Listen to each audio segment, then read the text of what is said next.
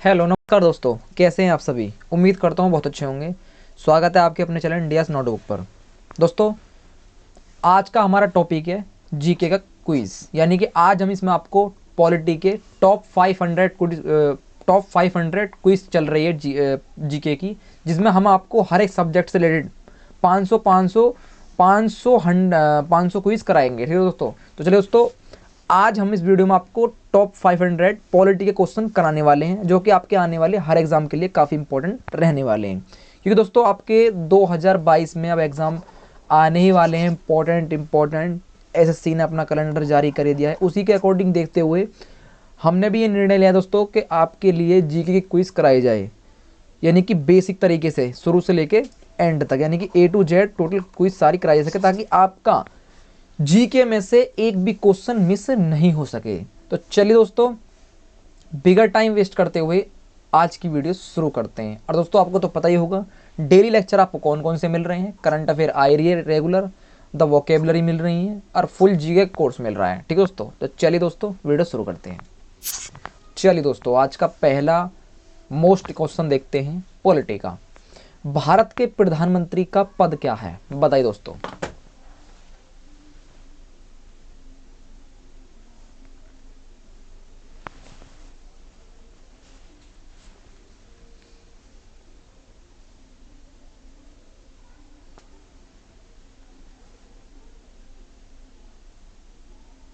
हर question के दोस्तों आपके लिए आपको 10 सेकंड का टाइम दिया जाएगा, इसलिए दोस्तों क्वेश्चन का आंसर कमेंट बॉक्स में लिख के जरूर बताएं।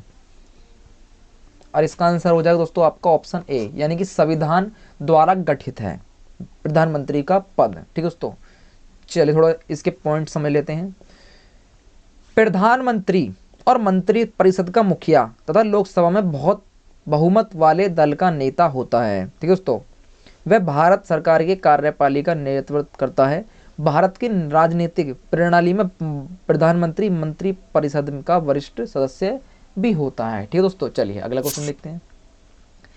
राजस्थान में कुल कितनी ग्राम पंचायतें हैं, बताइए दोस्तों, क्या होगा इसका आंसर।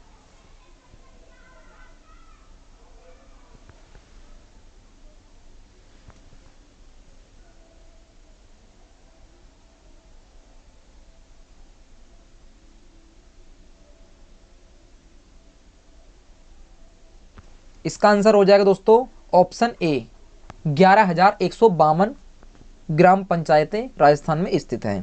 क्योंकि सरकार की ओर से जारी अधिसूचना के बाद अब प्रदेश में कुल 11,152 पंचायतें और 346 पंचायत समितियां हैं। ठीक है दोस्तों, चलिए अगला क्वेश्चन देखते हैं।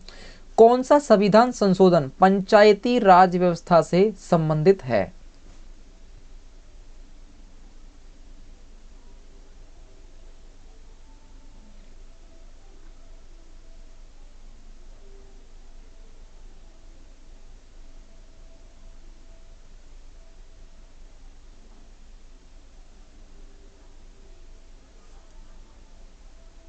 इसका आंसर हो जाएगा दोस्तों ऑप्शन डी, यानी कि 73वां संशोधन। और यह संशोधन 24 अप्रैल 1993 को लागू हुआ था, 1993। ठीक दोस्तों, चलिए अगला क्वेश्चन देखते हैं। निम्न में से कौन सा युग्म सही सुमेलित नहीं है, बताइए दोस्तों।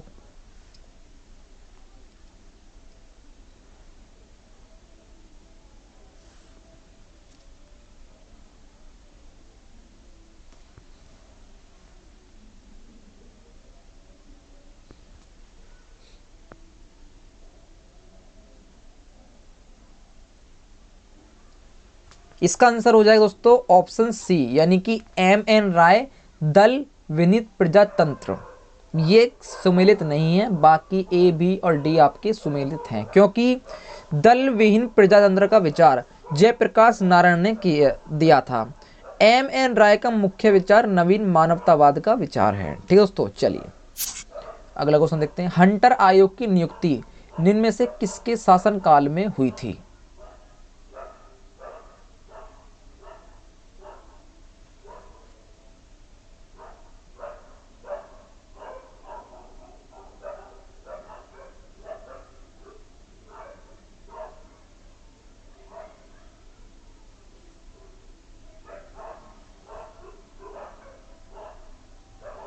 इसका आंसर हो जाएगा दोस्तों लॉर्ड रिपिन। क्या हो जाएगा? Lord Ripon. क्योंकि हंटर शिक्षा आयोग को प्राथमिक शिक्षा एवं माध्यमिक शिक्षा की समीक्षा तक ही सीमित कर दिया गया था। ठीक है दोस्तों, चलिए अगला क्वेश्चन देखते हैं।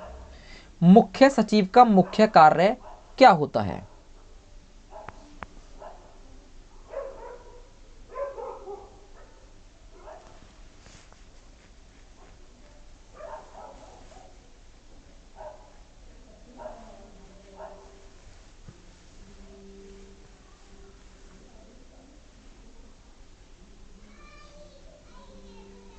इसका आंसर हो जाएगा दोस्तों ऑप्शन डी। ये सभी कार्य मुख्य सचिव के होते हैं दोस्तों, ए, बी और सी। चलिए अगला क्वेश्चन देखते हैं। ग्राम पंचायत को निम्न में से किसके द्वारा भंग किया जा सकता है? ये काफी इंपॉर्टेंट क्वेश्चन दोस्तों, बताइए क्या होगा इसका आंसर।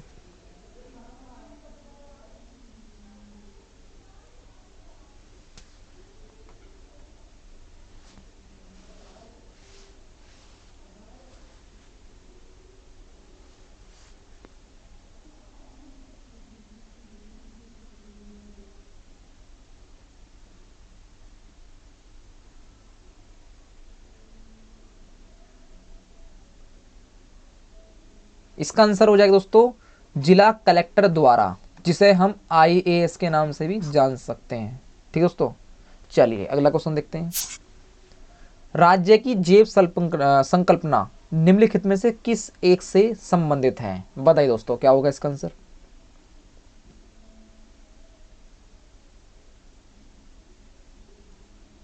आई होप दोस्तों इसका आंसर तो आपको पता ही होगा। इसका आंसर हो जाएगा अरस्तु। क्या हो जाएगा? अरस्तु।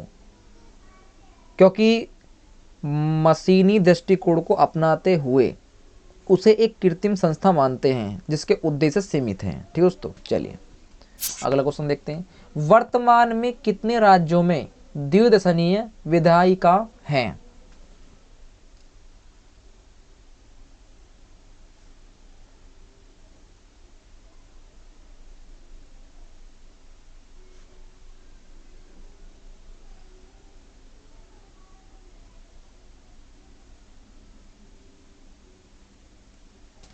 इसका आंसर हो जाएगा दोस्तों ऑप्शन सी, यानी कि 7 राज्य। और वो 7 राज्य कौन कौन से दोस्तों? पहला है आपका बिहार, दूसरा है आपका महाराष्ट्र, तीसरा है आपका उत्तर प्रदेश, चौथा है कर्नाटक, पांचवा है आंध्र प्रदेश, छठा है तेलंगाना और सातवां है जम्मू कश्मीर। ठीक है दोस्तों, चलिए अगला क्वेश्चन देखते हैं। पंचवर्षीय योजना को अंतिम अनुमोदन कौन देता है?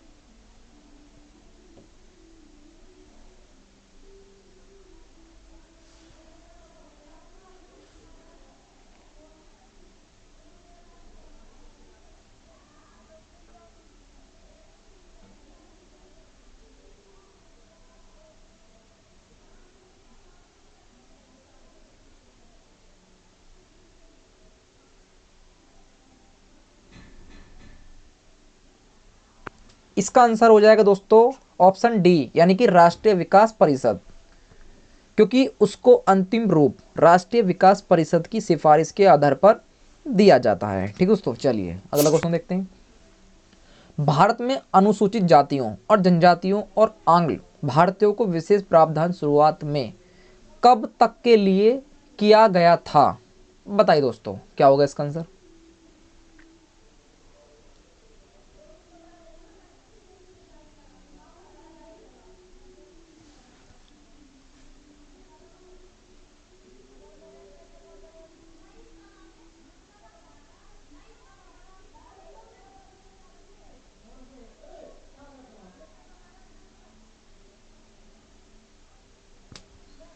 इसका आंसर हो जाएगा दोस्तों ऑप्शन बी 1960। क्या हो जाएगा? 1960। लेकिन इसको 10-10 साल के लिए बढ़ाया जाता रहा है और वर्ष 2009 के 95 संविधान संशोधन के अनुसार यह प्रावधान 2020 तक के लिए बढ़ाया गया था। ठीक है दोस्तों, चलिए अगला क्वेश्चन देखते हैं। राज्य के नीति निर्देशक तत्वों में निम्नलिखित में से कौन से प्रावधान शामिल हैं? बताइए दोस्तों।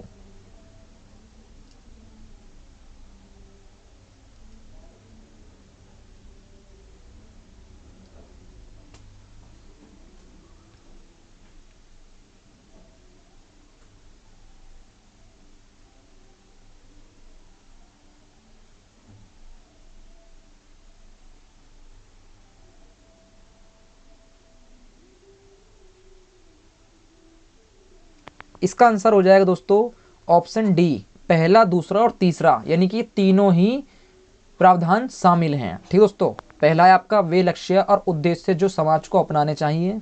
दूसरा है मूल अधिकारों के अतिरिक्त ऐसे अन्य अधिकार जो व्यक्तियों को मिलने चाहिए। और तीसरा है वे नीतियां जिन्हें सरकार को अपनाना चाहिए।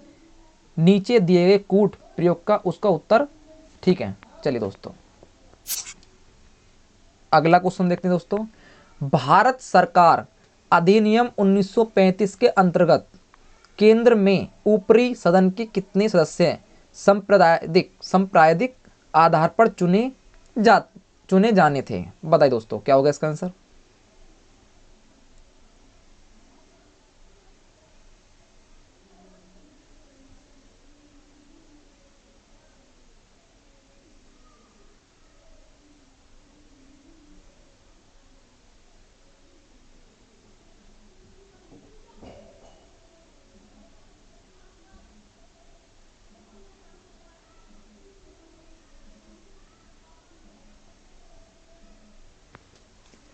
इसका आंसर हो जाएगा दोस्तों ऑप्शन बी यानी कि 150। क्या हो जाएगा? ऑप्शन बी यानी कि 150, क्योंकि 156 सदस्यों में से 150 सदस्यों का चुनाव सांप्रदायिक आधार पर किया जाना था। इसमें हिंदू, मुस्लिम और सिखों के लिए सीटें आरक्षित थी। ठीक दोस्तों, चलिए अगला क्वेश्चन देखते हैं। स्वातंत्र्यवाद किसका घोतक है?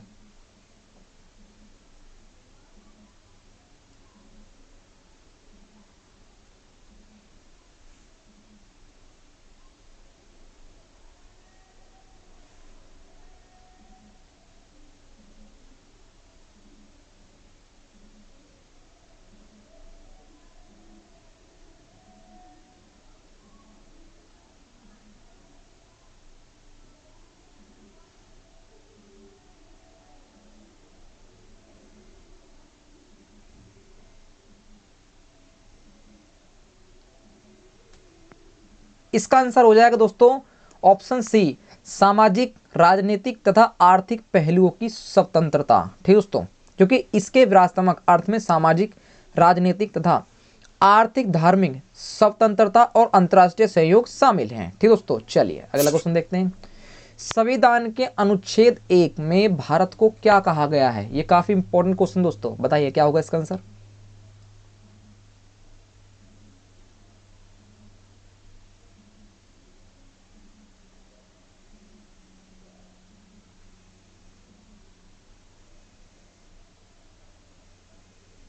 इसका आंसर हो जाएगा दोस्तों ऑप्शन डी, राज्यों का संघ। क्या हो जाएगा? राज्यों का संघ। ठीक दोस्तों, चलिए अगला क्वेश्चन देखते हैं। भारतीय संविधान की रचना के समय संविधान सभा का संवैधानिक सलाहकार कौन था?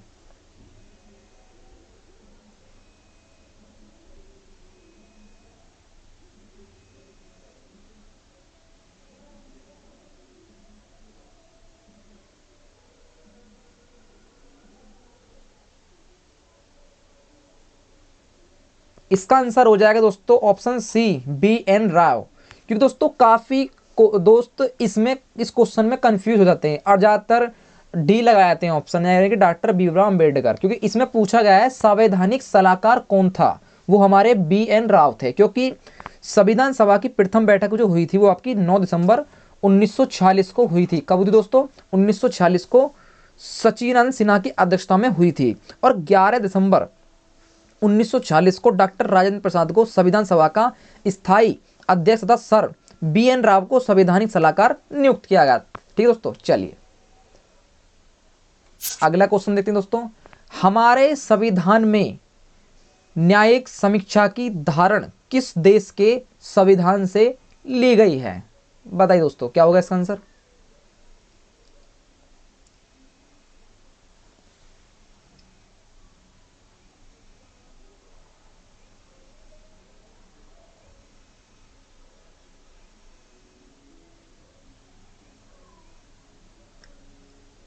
इसका आंसर हो जाएगा दोस्तों ऑप्शन बी यानी कि US। क्या हो जाएगा? US, जिसे हम यूनाइटेड स्टेट ऑफ अमेरिका कहते हैं। चलिए अगला क्वेश्चन देखते हैं दोस्तों। निम्नलिखित में से किस याचिका रिट के अधीन किसी कर्मचारियों को ऐसे कार्रवाई करने से रोका जा सकता है जिसके लिए वे सरकारी तौर पर हकदार नहीं हैं?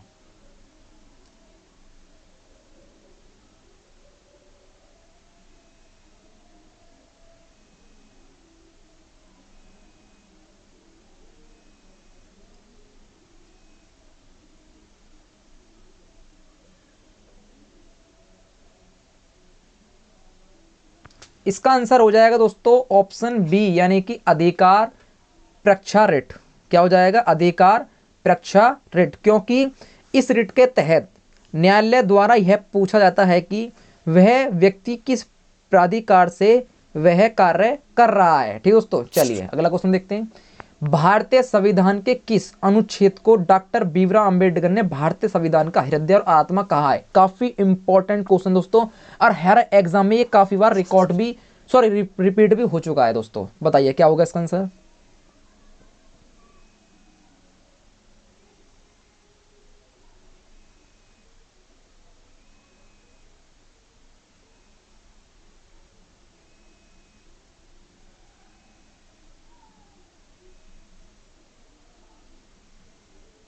इसका आंसर हो जाएगा दोस्तों अनुच्छेद 32, यानी कि ऑप्शन बी। ठीक दोस्तों, चलिए अगला क्वेश्चन देखते हैं।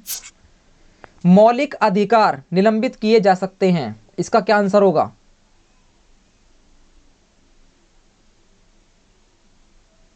इसका आंसर हो जाएगा दोस्तों राष्ट्रपति द्वारा। क्या हो जाएगा? राष्ट्रपति द्वारा ये निलंबित किए जा सकते हैं। चलिए अगला क्वेश्चन देखते हैं।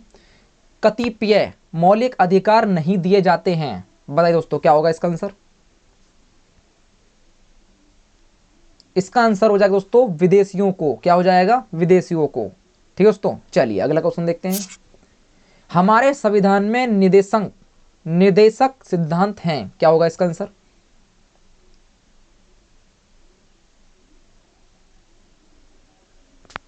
इसका आंसर हो जाएगा दोस्तों कानूनी अदालतों द्वारा अप्रवर्तनीय है। ठीक है दोस्तों, क्योंकि इसके बावजूद ये सिद्धांत न्यायालयों द्वारा परिवर्तनीय नहीं है। ठीक है दोस्तों, चलिए अगला क्वेश्चन देखते हैं।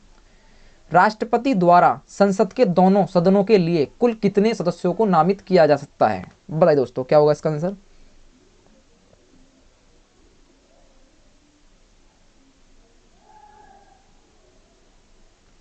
इसका आंसर हो जाएगा दोस्तों ऑप्शन डी, यानी कि 14। कितने हो जाएंगे? 14। चलिए अगला क्वेश्चन देखते हैं दोस्तों। केंद्र सरकार किसकी सिफारिशों के आधार पर भारत की समेकित निधि से राज्यों को सहायता अनुदान देती है? बताइए दोस्तों क्या होगा इसका आंसर?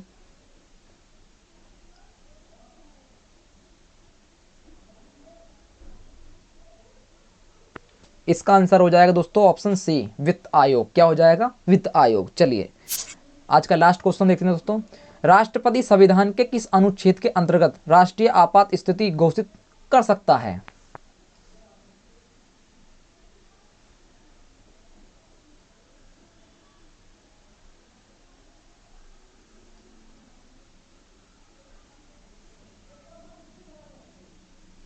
इसका आंसर हो जाएगा दोस्तों ऑप्शन ए, अनुच्छेद 352, आर्टिकल 3552।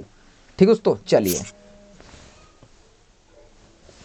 ये था आज का हमारा लास्ट क्वेश्चन दोस्तों। अगर आपको वीडियो पसंद आई हो तो प्लीज वीडियो को लाइक करें, अपने चैनल इंडिया नोट को सब्सक्राइब करना बिल्कुल ना भूलें दोस्तों। और दोस्तों अगर आपको वीडियो काफी पसंद आई है तो वीडियो पर कमेंट भी करें और वीडियो को दोस्तों ज़्यादा से ज़्यादा शेयर भी करें। दोस्तों आपको पता ही है एग्जाम का सीजन आने वाला है अगले साल से, इसलिए दोस्तों जो भी स्टूडेंट कंपटीशन एग्जाम की तैयारी कर रहे हैं इस वीडियो को उनके पास भी प्रोवाइड करिए ताकि उनकी जीके वीक से हार्ड हो सके। और हमारे नेक्स्ट चैनल को भी सब्सक्राइब करना दोस्तों बिल्कुल ना भूलें, उसका लिंक आपको डिस्क्रिप्शन में मिल जाएगा, उससे भी जाकर सब्सक्राइब करें दोस्तों। तो चलिए दोस्तों मिलते हैं एक नेक्स्ट वीडियो में, तब तक के लिए जय हिंद, वंदे मातरम।